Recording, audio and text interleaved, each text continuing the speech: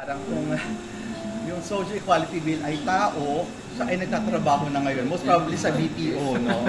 Most probably sa BPO. So siya ngayon ay magdadalawamput-apat na taon na, pero actually, ang totoong history ay magto 25 years na siya. Kasi ay nakatali din sa buhay ko yung Social Equality Bill because mother dito, somewhere here. It was here. Dito sa labas.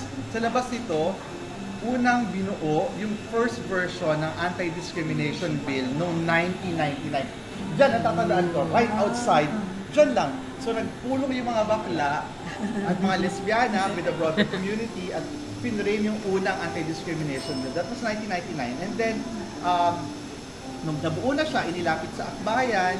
Tapos, si Eta Rosales, in-interview kami ng mga siguro almost 6 hours hanggang siya ay pumayag to file it. So, ano yung dahilan?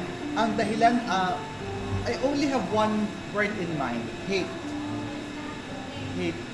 Matindi yung pagkamuhi ng mga kalaban ng Social Equality Bill sa pagkakapantay-pantay. Matindi yung pagkamuhi ng mga anti-Social Equality Bill sa mga LGBTQIA people. Hindi nila matanggap na yung karapatan na meron ang mga hindi LGBT ay pareho din ang karapatan ng mga LGBT dapat.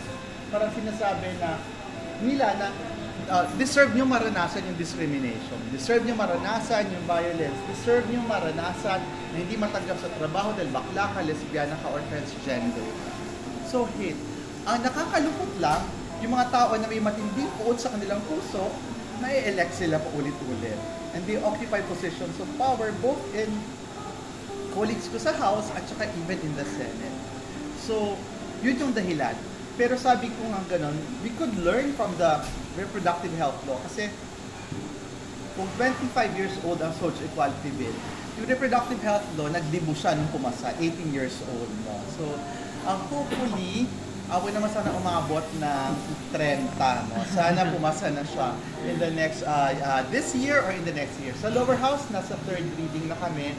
Sa Senate, nakalibing pa rin siya sa Committee on Rules. Yung Committee on Rules, yung mga bagay na ayaw nilang pag-usapan, inilalagay nila doon. Tapos parang nililibing nila doon. Tapos kung may matindi lang na political will yung leadership, that's the only time na pwede siyang pag-usapan. So, I hope na, actually yung challenge sa mga kababayan natin, na sana iwasan na natin iboto yung mga tao na may matinding po sa kanilang puso labang sa LGBTQIA people kasi dinadala nila yan.